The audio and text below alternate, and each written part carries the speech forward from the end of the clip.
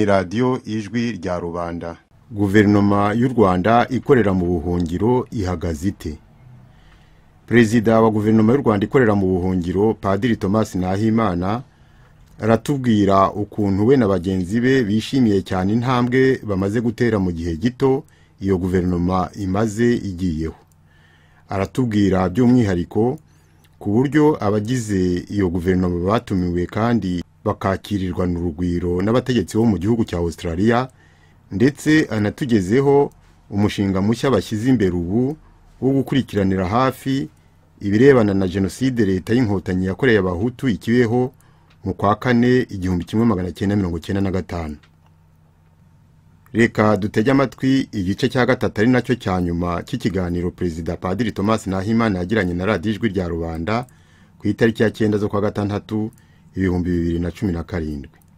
Ivyo ngivyo stop bigomba kurangira, abantu tukabavuga uko bari, tukabamagana mu mahanga, tukabamagana mu gihugu, paka nabo bageze imbere y'ubutabera bukabaryoza ibyo bakoze. Urakoze. Nagira ngo noneho utubwire ku ngingo ya gatatu irebana n'ukuntu nyuma y'uko kuganira nabo basirikari bari mu butumwa mu Rwanda ikibeho, wavuze yuko ngo mwashoboye kuganira na community y'abanyarwanda ndetse n'abandi abanyekongo cyangwa se abo muri Afrique Centrale. Ushobora kutubwira uko byagenze? Hari he mwaganiye n'abandi, mwaganiye kubiki, mwageze kuki? Yego, birumvikana ko urugendo twakoze rwa rugendo officiel, no kuvuga ko byari ibintu bigaragara, bifotorwa, bikajya hanze, bikavugwa. Abanyarwanda batuye mu gihugu cya Australia rero babikurikiraga kurusha abandi. Iyo babonye turi twifotozanyije n'umusenateri w'iwabo, umuministri ukomoka iwabo, bo bahita babyumva, nibo baza agaciro k'urugendo twakoze abo muri Australia, kuko bazi bari abantu nibura bagaragaye mu mashusho, hari n'abataragaragaye mu mashusho twabonanye. Babonye bari abantu bagaragaye mu mashusho, bahita bumva icyo bisobanura, babonye aho turi bumva icyo bisobanura. Niyo mpamvu baduhamagaraga ngo tubasure rero muri province zose zigize kiriya gihugu. Baraduhamagaraga ati ntimuzasubire mu Burayi no muri Amerika mutadusuye natwe ngo tuganire. Baraduhamagaraga bi Melbourne, baraduhamagaye bo bi Brisbane, epyo ngiyo baraduhamagaye bi Perth, bavuga bati ndimugende mutadusuye. Gusa iminsi twari twihaye yendaga kurangira, niyo mpamvu twahisemo gusura community imwe nibura yo mu mujyi witwa Adelaide. Aho twarahasuye cyane cyane ko twabonanye n'umusenatrice wabo ukomeye witwa w'umudamu umeze nk'umwazi yatike, ahari mwaramubonye. Uwo mudamu wabo rero bari bishimiye ko twabonanye, nuko turagenda turabasura, dusanga batwiteguye neza. Bitwa ba Theo uyobora community yahari ya nibura mu rwego wayiyoboraga mu rwego rw'ishyaka, ariko n'umuntu ukora akazi rwose keza cyane karenze ishyaka, urwego rw'ishyaka ayobora rwo muri Adelaide. Ndavuga mugabo Nejo Theophile. Turamushimira rwose kuko twasanze yabyiteguye neza, barateguje abantu we n'abagenzi be, ndetse baratumiye n'inshuti z'abarundi n'iz'abanyekongo kugira ngo baze kubafasha kutwakira no kumva ibiganiro dukora, cyane cyane ko hari igitekerezo cy'uko kari akarere kose kagomba gufatanya mu kuzana demokarasi mu Rwanda, muri Kongo no mu Burundi. Ubwo rero rwose Ministre Chantal na Ministre Marina barishimye babonye ko tuje mu bantu bahakurikiye uruzinduko twari turimo, bazi bumva neza agaciro k'uruzinduko twakoze. Ubwo rero twaganiriye nabo, twamaze iminsi 2 yose, twagezeho ku gatandatu, turahirwa ku cyumweru, dutaha ku wa mbere. Tuganira nabo, baradutumira mu ngo zabo tujya gusangira.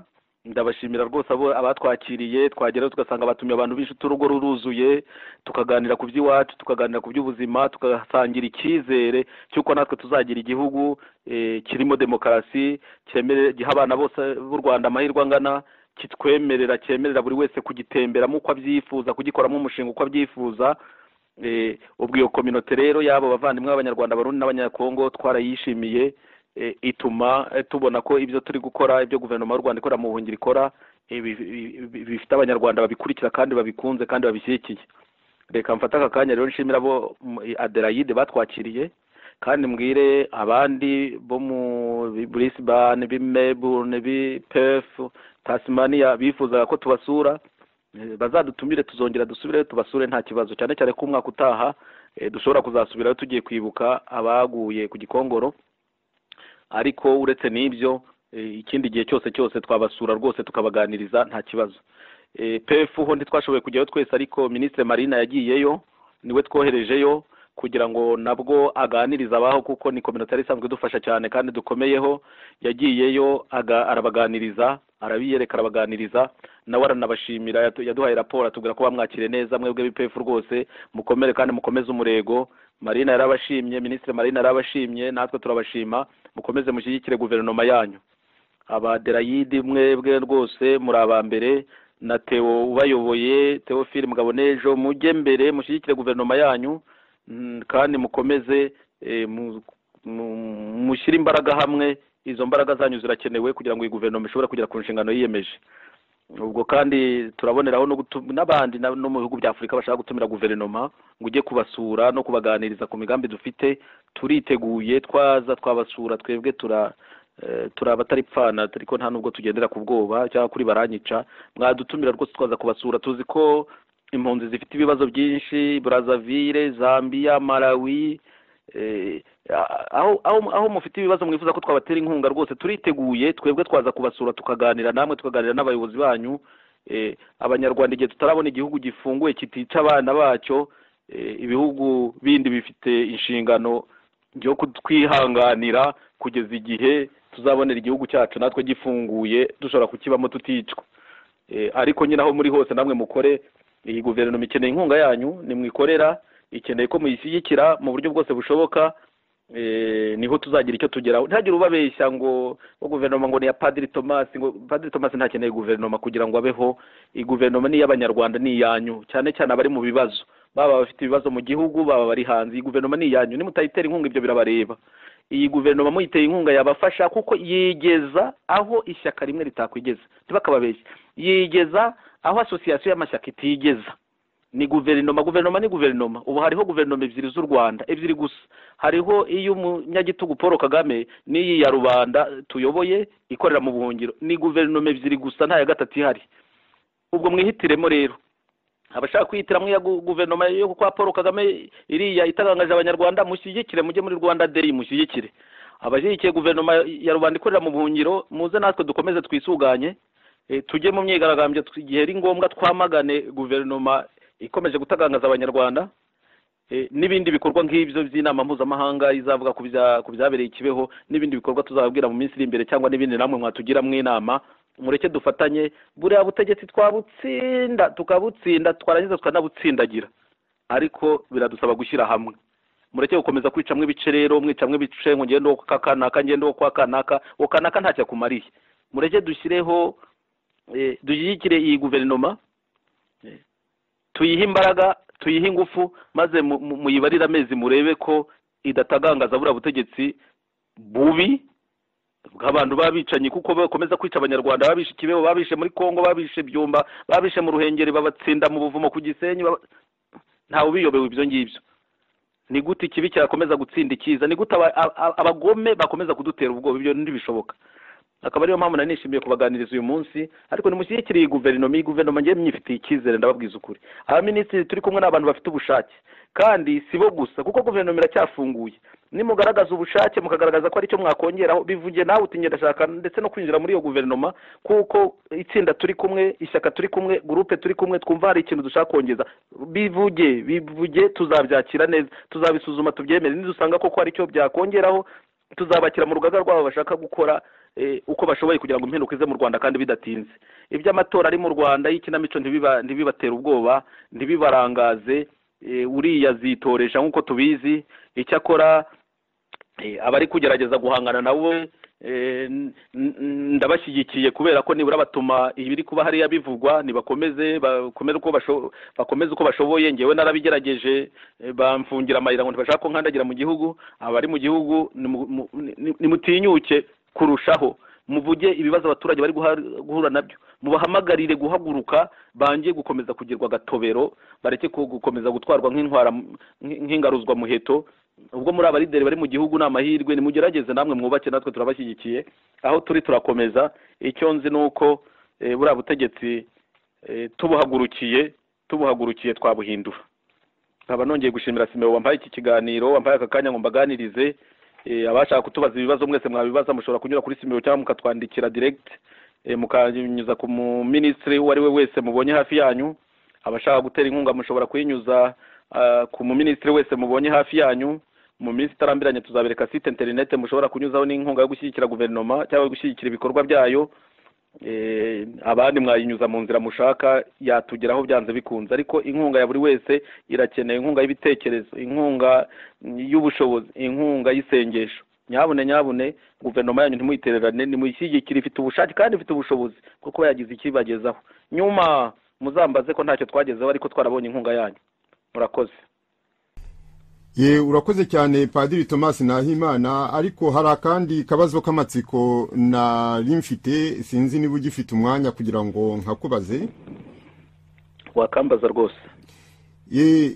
Hari abanyarwanda bamwe bakomeza kujya bavuga bati Padiri Thomas Nahimana avuga ibintu bitari ngombwa nk'ibyo ngibyo uganiye n'abantu ukagenda ukanavuga uti yewe nabonanye n'umusenateri cyangwa abasenateri abanaba ukabavuga amazina bamwe wenda ntubavuga uti twabonanye n'abantu bo muri ministeri niyi cyangwa ibiki bakavuga bati ibyo ngibyo ngo muri diplomasi ngo ntibivugwa ngo ibyo ni ugushyira hanze amabanga y'ibyo muba mwagiyemo.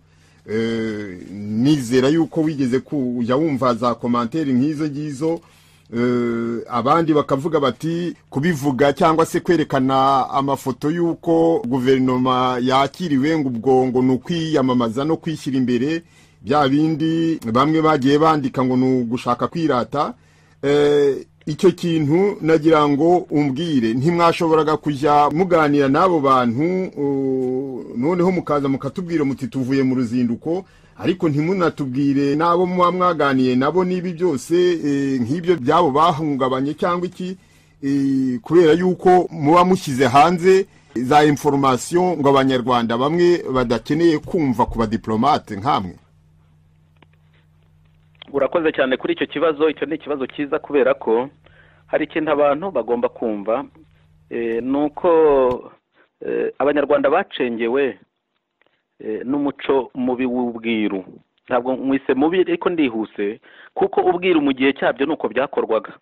Hari abantu bakeya bazi uko igihugu kiyoborwa bari bakikije umwami nuko ibintu byose by'ubuyobozi bw'igihugu bukaba amabanga yabo niyo mpamvu bihagariraga ubutegetsi imyaka n'imyaka bazi ko ari bo bonyine bashoboye. Abanyarwanda rero nabo denseri tenaje bacu batekereza ko politiki ari ibintu by'amabanga ndetse bamwe mu babaye abasirikare bakabyitiranya na service de renseignement ku bintu byose bigomba kuba amabanga byose ariko politiki siko ikorwa tugitangira ishyaka twavuze ko tugiye gukora politiki mu buryo bushya kandi bugezweho. Ubwo buryo bushya bugezweho no kuvuga ngo iki no kubwira abaturage ibyo twifuza kubakorera ndetse tukababwira tuti niba mubona bigoramye mu bikosore cyangwa niba ari ibitekerezo twibagiwe mwumva mwifuza mu bitubwire nabyo tubishyire muri porogaramu yacu. Ni nayo mpamvu twagezaho twandika umushinga witwa ngo kunga bene gihugu kugira ngo bafatanye kubaka u Rwanda rujya mbere. Cyakora uwo mushinga ntitwawutangaje kubera ko ari umushinga ugenewe amatora. Ayo matora nayazabe ejo bundi ntabwo utangaza porogaramu ku mugaragaro mu buryo bw'igitabo igihe cy'amatora kitaragera twari kuba dukoze amakosa ariko ubundi ibitekerezo twabishyize hamwe kandi twabikuye mu baturage. Mu byerekeye diplomasi rero nabwo ntibakababeshye ngo bafite amabanga ngo bihariye ngo babitse abo se bafite amabanga bamaranye imyaka 20 bo batavuga ayo mabanga yatugejeje kuki. Twebwe rero buriya ibyo dutangaza ni ibishobora gutangazwa binabereke ko tuba tuzi byinshi kurusha ibyo dutangaza. Icyo cyo nacyo bakimenye ariko ni ngombwa aho abanyarwanda bageze ko tubabwira ngo dore icyo turi gukora. Niba mukigaye niba mugishima mugishime niko twatangiye nako tuzakomeza. Ubu ndababwiye ngo tuzakora inama mpuzamahanga mu kwa 9 kereka nimba narapfuye hagati aho ngaho. Iyo nama izaba kandi muzayibona kandi turabibabwira kugira ngo babigiremo uruhare kuko ntidushaka kubaka ibyacu gusa abanyarwanda batarimo. Nibabigiremo uruhare babitera inkunga niba tabitera inkunga barurere nuko ubwo ntibazambaze raporo ngo bya bintu se ko utabikoze. Tuzabereka igitekerezo cy'ibyo dushaka gukora niba bizibonamo bakumva bibafasha babikore. Naho kubyerekeye abantu tuba twabonanye tukanabatangaza ntabwo nta kibazo na busa kirimo.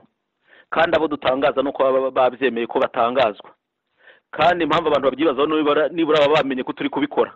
Twebwe rero nongera kubisubiramo, utabikunze we azagira amabanga ntitumubujije, ariko twebwe muri guverinoma y'u Rwanda ikora mu buhungiro nk'uko twakoraga mu ishyaka Ishema, nk'uko tuzakomeza gukora gahunda dushaka gukorera abanyarwanda tuzayivuga. Kerekera wambwira ati ibyo bintu bibangamiye umutekano wa kanaka, ariko kugeza ubu twebwe ntago ariko tubibona. Icyo dushaka gukora tuzakivuga, nta diplomasi, nta mategeko ya diplomasi tuba twishe. Iyo tubona turi bugice ntabwo tubivuga ibyo ngibyo, ibyo tuvuze nibivugika, kandi birakenewe. Abantu ntibakadushukashuke ngo hari ibyo bari kudukorera ngo ariko ntitwabivuga, ngo hari amabanga ngo akomeye cyane ngo tubafitiye ngo ariko ngo ntitwayabwira, ngo murabyumva ko ari abo barababeshya. Nibatubwira icyo bashaka gukora, nta bintu kereka ubugizi bwa nabi nibwo umuntu ahisha. Uvuze uti nzica abantu nzabamara, ushatse wabihisha koko, kuko nta n'ukeneye kubimenya, uretse ko ubivuze nibura byagira akamaro abo bari kwica nibura bakihisha. Twebwe rero turi muri strategy yo kubaka, kandi tutubatse twenyine, twubakanye n'abanyarwanda.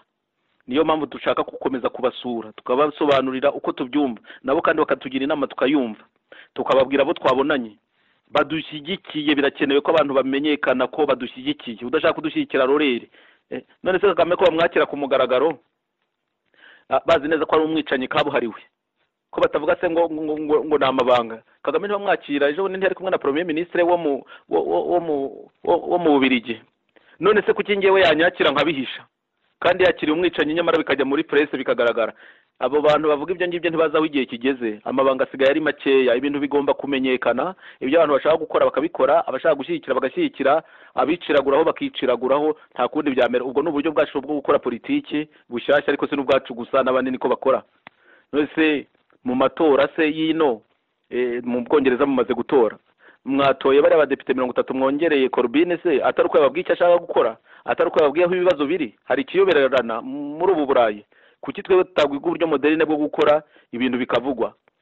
Abayobozi bo mu Bufaransa, abayobozi bo muri Amerika bavuga icyo bashaka gukora, iki tuzagikora. Hari n'ibyo batavuga birumvikana, ariko iby'ingenzi biravugwa. Nibifatwe ko ibyo twebwe tuvuga rero n'ibyo dutangazwa ari iby'ingenzi, dusanga bigomba kubwirwa abaturage bacu, bene wacu, kugira ngo bamenye ko hari ikiri gukorwa, kandi inkunga yabo itangwe kugira ngo turusheho kubaka byinshi.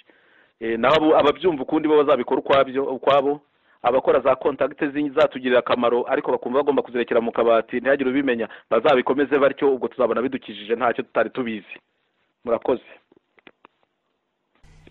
Urakoze. Ibyo bitumye noneho nongera kukubaza akandi, kubera yuko watubwiye yuko mucyuye ikintu cy'ingenzi cyane muri ruriya ruzinduko rwo muri Leta Zunze Ubumwe za Amerika n'urwo muri Australia. Ikintu cy'ingenzi akaba ari icyo cyo kwemerwa ku mugaragaro kwa guverinoma ya rubanda ikorera mu buhungiro, mukaba mwemewe noneho mu ruhando mpuzamahanga.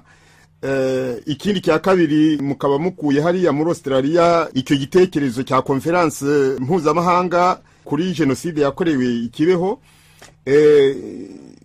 Uko kwemerwa kwa guverinoma mu rwego mpuzamahanga, nagira ngo nkubaze mu rwego rw'abanyarwanda ubwabo byo byifashe bite? Mwateye ntambwe yihe? Kubera yuko hari bamwe mu banyarwanda bari muri opposition kuri guverinoma ya leta y'inkotanyi, ariko bakanga kugira uruhare mu gushyiraho guverinoma y'u Rwanda ikorera mu buhungiro. Ese kuva mwatangira kugeza ubu hashize amezi, hari icyahindutse? Hari ubwo mu mashyaka ya opposition yiyopoje, yabaye muri opposition y'izo guverinoma zombi, hari ubwo hari izageza aho zikumva yuko reka koko twemere kandi dushyigikire, dutere inkunga kandi twegere iyi guverinoma ya rubanda ikorera mu buhungiro. Byo byifashe bite? Icyambere nabivugaho ngewe uko nabibonye, nuko nabonye ahubwo guverinoma y'u Rwanda ikorera mu buhungiro yarakiriwe dukurikije twebwe message dufite, tubona, twabonye, dukomeza no kubona, nuko twabonye abanyarwanda mu by'ukuri bashyigikiye ku buryo budasanzwe guverinoma ikorera mu buhungiro. Mu byerekeye abayobozi bandi mashyaka batashatse kuza ku buryo bugaragara muri guverinoma, harimo benshi nabo tuganira, ibyo ari byo byose nta nduru irimo, ntawe nabonye navuga ngo araturwanya. Niba ari uturwanya ibyo biramureba, ariko nta gikorwa yakoze cyo kuturwanya kigaragara muri iki gihe. Hari ibyavuzwe tugitangira guverinoma ko bitumvikana, ko twashyizemo abantu, ko hari abatabyumva. Nabonye iyo ntambara yararangiye, kandi ubwo ifite impamvu yarangiye. Igisigaye ubu ngubu rwose guverinoma yikomereje umurimo wayo. Mbona abanyarwanda bayishyigikiye, mbona n'abari mu mashyaka batayirwanya, abo tuganira mbona bakeneye kwibonera resultat, bavuga bati ntawamenya wabona hari icyo bigezeho. Mbona ariyo esprit general ihari. Ntawe ndumva yagiye hariya ari gutukana arwanya ibikorwa byacu, ntawe ndumva kereka we niba hari uwo wumvise. Ahubwo mu by'ukuri wenda abantu ntibagira ubutwari bwo kuvuga bati reka dufatanye na bariya, cyangwa se bakagira isoni cyangwa bakagira ipfunwe. Ariko muri rusange ngewe nabonye harimo benshi bashyigikiye guverinoma. Nkaba ntekereza ko no mu minsi iri imbere ibikorwa nibitangira kugaragara, sinshidikanya ko ari n'abazasaba ku buryo bweruye bandika cyangwa se babidusaba ko nabo bagira umwanya muri guverinoma, bakagira umwanya wo gukorana natwe binjiye muri ekipe. Ibyo simbishidikanyaho. Abatabishaka nabo n'uburenganzira bwabo, atazabishaka n'uburenganzira bwabo. Ariko twebwe muri guverinoma dufite umutima mwiza wo kwakira abandi, dufite kandi n'umutima mwiza wo gukorana n'abandi. Urabona nk'ubu turi mu myigaragambyo yo kwamagana, nabonye twese tubihuriyemo, turabwirana, turatumirana, haba mu mashyaka, tujyayo nk'abayobozi ba guverinoma. Ntawe utubuskira, ntawe udutuka, ntawe tureba nabi. Niba hari n'ubifite mu mutima uvuga bigumamisha mu mutima, bafite impamvu ze. Icy'ingenzi ni uko twese dukorera rubanda, hakaba hari icyagaragara. Abashaka gukomeza gukorera mu mashyaka yabo ni uburenganzira bwabo, ni ubwigenge bwa buri wese. Abashaka gukorera muri guverinoma y'u Rwanda ikorera mu buhungiro, turabakira neza, abo turi kumwe turakomeje urugendo. N'abazashaka kudusanga tuzabakira. Mu by'ukuri nuko bimeze. Muri make ngiye mbona guverinoma y'u Rwanda ikorera mu buhungiro yarakiriwe neza. Hari abo ntavuze mu gihugu, abo mu gihugu message tubona zivuye mu gihugu nizo zitangaje, kuko bo rwose ni ku buryo bugaragara. Ntago ari kubusa. Paul Kagame areba agashishoza, n'abacurabwenge be bakavuga bati reka twangire padiri kuza mu Rwanda kwiyamamaza. Muribuka mbere yuko njya yuko Ntindore yari yavuze bazagufunga, bazakwica, bazagira gute. Twaravuze duti reka tujyeyo. Icyo gihe guverinoma ari itarabaho. Ntago ari kubusa rero bagira bati ntuze, ntugere hano uragatsindwa, ntugere hano, ohereza abantu wowe ntuze, no bikaba bikivugwa.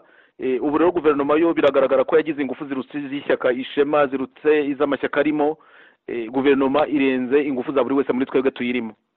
Nkaba nsoza rero mvuga nti ngewe twebwe tuzi ko abanyarwanda badushyigikiye. Uwaba bizi ukundi nawe azajya ahagaragara bivuge. Twebwe tuzi ko abanyarwanda badushyigikiye, ariko tubategereje nabo ko badutera inkunga igaragara.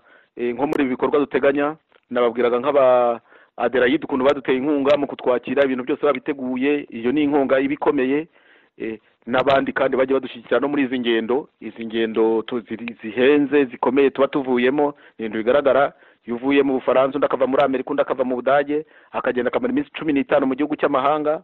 Abatwakiriye, abatuzimaniye, abatworohereje ingendo, murumva ko abanyarwanda baradushyigikiye. Batadushyigikiye ntacyo twakora.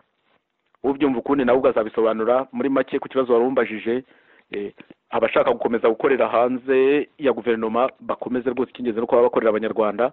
Abashaka kuguma mu mashyaka yabo bayagumemo. Nta n'ubundi guverinoma ntiyasenyaga amashyaka. Ariko guverinoma nayo ubu igiye gutangira kwerekana ko ifite ibikorwa byo ku rwego rwa guverinoma ishobora gukora ishyaka rimwe ritakora. Murakoze. Urakoze cyane Padiri Thomas Nahimana. Reka nguhe akanya gato noneho usezere kubumvise iki kiganiro wagiranye na radio Ijwi rya Rubanda. Ugire ijambo rya nyuma wababwira duhereye kuri ibi watubwiye. Abanyarwandakazi rero namwe baturanyi b'u Rwanda, ubu u Rwanda rufite guverinoma ebyiri. Hari guverinoma ya Paul Kagame, ni umunyagitugu muzi, ibyo yakoze kuva muri 1990 kugera uyu munsi murabizi. Guverinoma yaranzwe cyane no gukora intambara yica, no kwica bene gihugu atabababariye rwose birenze ibisabwa mu ntambara ubwayo. Ahamariye gufata ubutegetsi nabwo ibyo yakoze mwarabibonye. Kurimbura abene gihugu ashinzwe kurinda, harimo abo bikibeho ibihumbi 40 byaguye Kibeho ndetse birenga 100 ukurikije abo yakomeje gutsinda mu mayira bavuye Kibeho, aho yatsinze hirya no hino mu gihugu, abo yatsinze muri Kongo, abakica ubu ngubu kuva icyo gihe kugera ubu. Porogaramu zicisha abaturage inzara zibahatira guhinga igihingwa kimwe, kubasenyera amazu, kubambura ibyabo, guhombya abacuruzi bose batari mu cyama. Gahunda y'iyo guverinoma abanyarwanda bamaze kuyirambirwa, nta n'igihe batabigaragaje, ariko ubu ngubu birarenze noneho. Hakaba rero n'iyi guverinoma yatangiye muri uyu mwaka, itangijwe nuko Paul Kagame atifuza ko twajya mu gihugu cyacu ngo duhangane nawe mu matora, abaturage bihitiremo umuyobozi bashaka. Iyo guverinoma muri opposition twaba twarasanze ari ngombwa ko dutangira kwitegura ko buriya butegetsi bugomba kuvaho, hakazagira abayobora igihugu. Niyo misiyo ya guverinoma iyi ngiyi turimo y'u Rwanda ikorera mu buhungiro. Ubwo rero iyi guverinoma itangiye ibikorwa cyane cyane byo mu rwego rwa diplomasi, rwo guhura n'ibihugu by'ibihangange byari bisanzwe bifasha u Rwanda, no guhura n'ibihugu bishobora gutera inkunga buriya butegetsi bwa Paul Kagame cyangwa se bukayihagarika bibaye ngombwa. Iyi guverinoma rero yatangiye ibi bikorwa, ikabibasaba kuyishyigikira. Ibi bikorwa itangira benshi batekereza kutazabishobora, batekereza ko ntawe uzayakira, ko ntawe uzayemera. Hari abanyandikiraga bakavuga ati Padiri Thomas bakwakiraga nk'umukuru w'ishyaka none nta n'uzongera kukwakira. Ariko babonye guverinoma y'igihugu cy'igihanganye nka Australia ejo bundi itwakira nka guverinoma y'u Rwanda iri mu buhungiro, tuganira bimwe mu byo twaganiriye, twabibabwiye, ibindi muzabimenya mu minsi iri imbere cyangwa se muzabona ibikorwa. Ndagira rero muri makeya ntabarambiye ngo mbabwire ngo nyabune nimushyigikire iyi guverinoma. Tumaze kurabukwa, tumaze kubona ko iyi guverinoma ishobora gufasha abanyarwanda ari abari hanze ari mu gihugu gufungura amarembo ya kiriya gihugu cyacu, ibintu bigahinduka mu Rwanda ku neza y'abanyarwanda bose. Iyi guverinoma rwose ndabizeza ko ifite ubushake, irimo abantu bafite ubushake bw'uko bashobora gukora ibikorwa byinshi byatuma buriya butegetsi bwa Paul Kagame bucisha make cyangwa se bukavaho, hakajyaho ubutegetsi bubereye rubanda. Ubwo twatangiye kuganira na guverinoma z'ibihugu z'ibihangange, bazatugira n'inama, badufashe kugeza ikibazo cy'u Rwanda mu nzego zibishoboye, badufashe mu mushinga dufite wo kubona ibisubizo binogeye abanyarwanda byo kuzana amahoro muri kiriya gihugu na demokarasi. None rero bavandimwe, ni mu ntera inkunga, muyitera abo dufatanyije muri guverinoma, muyitere mushyigikira iyi guverinoma yanyu y'abanyarwanda ikorera mu buhungiro. Ubabwira ngo ni muyange, ubabwira ngo ni guverinoma y'abaringa, uwarababeshya. Ubabwira ngo Padiri Thomas ariyemera, ibyo biramureba ariko ntibireba igihugu, azabiganiraho na Padiri Thomas. Ubabwira ngo iyi ntago ari guverinoma ngo nishyira hamwe ngo ry'ubundi bwoko, uwo muzamubaze w'icyamariye abanyarwanda. Ndongera kubibwirira kandi mfatanyije na bagenzi banjye na Premier Ministre n'abandi ba ministre dufatanyije ko iyi guverinoma ifite akamaro. Iyi guverinoma irimo Victoire Ingabire na Deogratias Mushayidi, zakora uko ishoboye kose ngo nabo ibe yabagira akamaro. Aho tugiye turabavuga, aho tugiye turabavugira, aho tugiye tubasabira gufungurwa, amaherezo kandi ntibigitinze nabyo bizaba. Mwese Imana ibahe umugisha.